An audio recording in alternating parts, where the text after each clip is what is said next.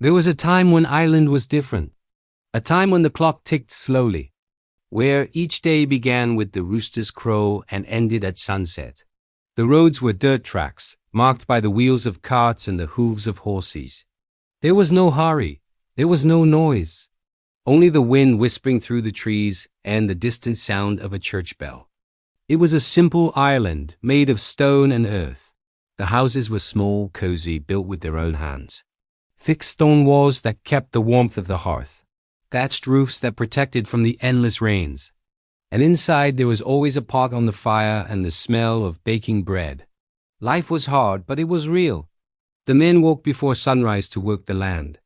Their hands were calloused, their faces marked by time and sun, but there was pride in that work. Every potato harvested, every bale of hay, every drop of sweat had meaning.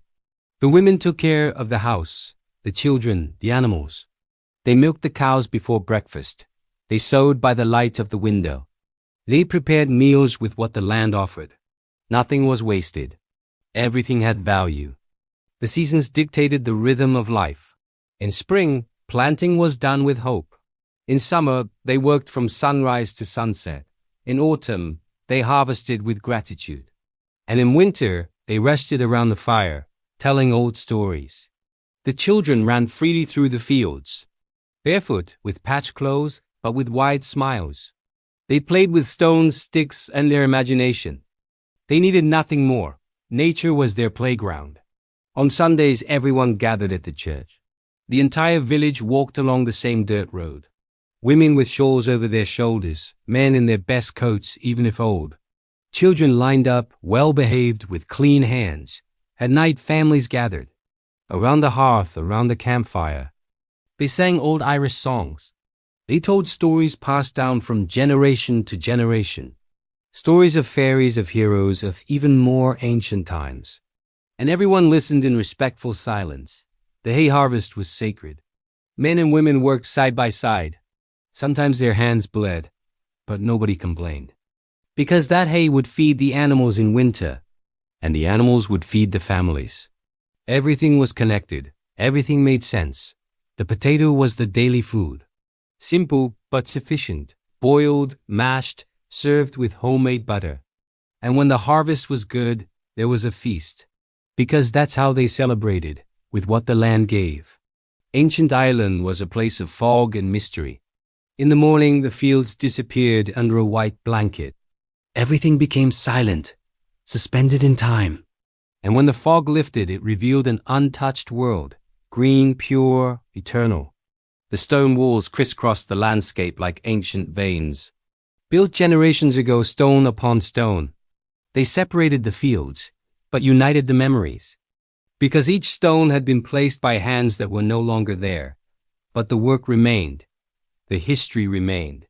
At the end of the day, as the sun began to hide behind the hills, everyone returned home, tired but satisfied. The animals were gathered, the doors were closed, and the family gathered around the table. The fireplace was the heart of the house.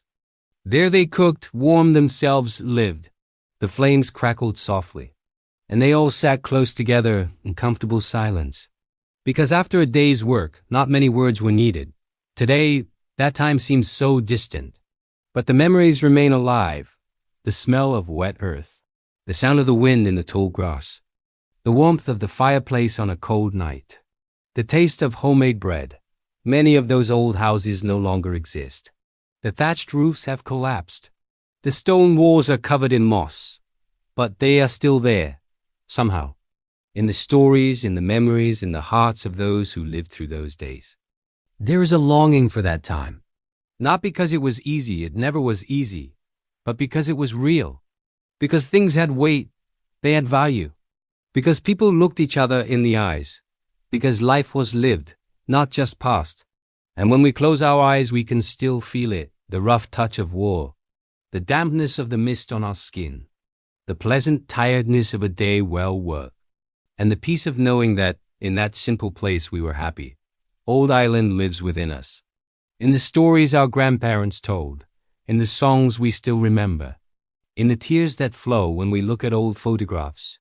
That time will never return, but it will never be forgotten. because there was something sacred in that simplicity, something the world lost along the way. And when we miss that place, that time, we are missing a part of ourselves, the part that still believes in the beauty of simple things, in the power of silence, and in the eternity of memories. Thank you for walking down this path of memory with us. If this story touched your heart, consider subscribing for more journeys into the past.